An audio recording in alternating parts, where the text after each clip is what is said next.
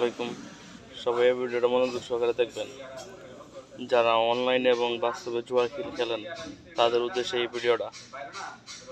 মনোযোগ সহকারে ভিডিওটা দেখুন এবং নিজে এর থেকে বেরিয়ে আসুন, অন্যকে সাহায্য করুন যেন জুয়া খেলার থেকে বিরত থাকে। জুয়া খেলার নিয়ত করলেই কাফারা দিতে হবে, খেলতে হবে না, শুধু নিয়ত করলেই। শুনুন, প্রিয় ভক্তের ওয়াজগুলো শুনি, বয়ানটা শুনি। জুয়া এটা এমন একটা ভয়াবহ কর্মকাণ্ড যেটার মাধ্যমে শয়তান একজন নামাজিকে 100% বেনামাজি বানিয়ে ছাড়ে এবং আল্লাহর জিকির থেকে 100% দূরে নিয়েই ছাড়ে। রব্বুল আলামিন ইরশাদ করছেন, ইয়া আইয়ুহাল্লাযীনা আমানু ইন্নামাল খামরু ওয়াল মাইসিরু ওয়াল আনসাবু ওয়াল আজলামু রিজসুম মিন আমালিশ শায়তান ফাজতানিবুহু লাআল্লাকুম তুফলিহুন। আল্লাহ পাক ইরশাদ করছেন, হে ঈমানদারেরা। আল্লাহ এখানে ঈমানদারদেরকে সম্বোধন করে বলেছেন, তার মানে বুঝতে হবে এই বিষয়গুলো অবশ্যই ঈমানদাররাই বর্জন করবে। আল্লাহ বলছেন, হে ঈমানদারেরা, ইন্নামাল খামরু নিশ্চয়ই মদ, ওয়াল মাইসির জুয়া, ওয়াল আনসাব মূর্তি পূজার বেদী, ওয়াল আজলাম ভাগ্য নির্ধারক তীর, এগুলো সম্পূর্ণরূপে শয়তানের কাজ। ফাজতানিবুহু তোমরা এগুলো থেকে দূরে থাকো, লাআল্লাকুম তুফলিহুন যদি তোমরা সফল কাম হতে চাও। এছাড়া রব্বুল আলামিন আরো ইরশাদ করছেন, ইন্নামা ইউরিদুশ শায়তানু আন ইউকিয়া বাইনাকুমুল আদাওয়াতা ওয়াল বাগদাআ ফিল খামরি ওয়াল মাইসির। নিশ্চয় শয়তান এই মদ এবং জুয়ার মাধ্যমে আমাদের মধ্যে একে অপরের মাঝে চরম বিদ্বেষ, হানাহানি, হিংসা তৈরি করে দেয়। আপনি খেয়াল করবেন, পৃথিবীতে যত বড় বড় ক্রাইমগুলো হয় তাদের মধ্যে একটা বিষয় নিশ্চিত আপনি পাবেন, সেটা হলো হিংসা, বিদ্বেষ।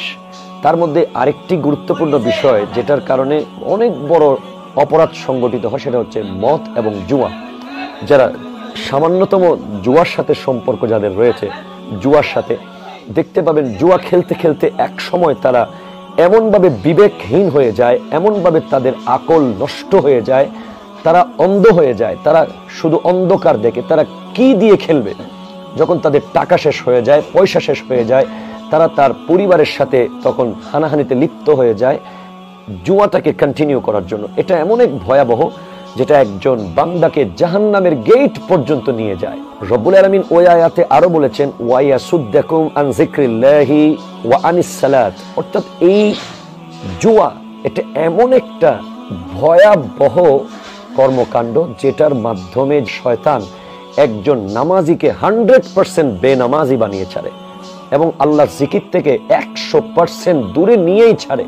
আপনি দেখবেন একজন মানুষ যখন জুয়ার মধ্যে লিপ্ত থাকবে, ঘন্টার পর ঘন্টা, দিনের পর দিন, রাতের পর রাত চলে যাবে, সে দুনিয়াদারি, পরিবার পরিজন, ইবাদত, আল্লাহর নাম, কবর, হাসর সবকিছু সে ভুলে যাবে। রাসূল পাক সাল্লাল্লাহু আলাইহি ওয়াসাল্লাম ইরশাদ করেছেন, কেউ যদি জুয়া খেলার নিয়ত করে বা কাউকে যদি জুয়া খেলার জন্য ডাকে, শুধু সে যেন সদকা করে দেয় সাথে সাথে। অর্থাৎ নিয়ত করলে, মনে মনে যদি জুয়ার নিয়তটা শুধু আসে, নবীজি সদকা করে দিতে বলেছেন। এটার কাফারা স্বরূপ নিয়তের কাফারা। মানে জুয়া খেলা কত খারাপ হতে পারে, যে কত ভয়ানক হতে পারে, যেখানে জুয়ার নিয়ত করলেই কাফারা দিতে বলেছেন সদকা করে দেওয়ার মাধ্যমে। শুধু তাই না, তৎকালীন সময়ে একটি খেলা ছিল নারদ, যেটা হাদিসে পাকে এসেছে। এটা জুয়ার মাধ্যমে এই খেলাটা হতো।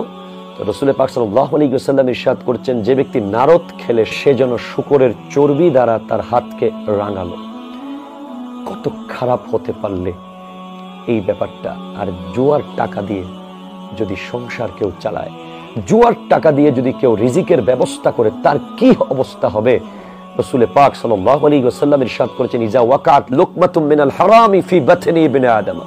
আদম সন্তানের পেটে হারামের একটা জররা যদি প্রবেশ করে, সারা দিন সারা রাত আকাশ এর সমস্ত ফেরেশতা, জমিনের সকল ফেরেশতা তাকে লানত করতে থাকে এবং ওই হারামের টাকা পেটে নিয়ে যদি সে মারা যায়, ওই খাবার পেটে থাকা অবস্থায় যদি সে মারা যায়, ফামা ওয়াহু জাহান্নাম, সে নিশ্চিত জাহান্নামী। আমরা কেউ কিন্তু চাই না হাসরের মাঠে আমরা জুয়াড়িদের সাথে আমাদের হাসর হোক। আল্লাহ আমাদেরকে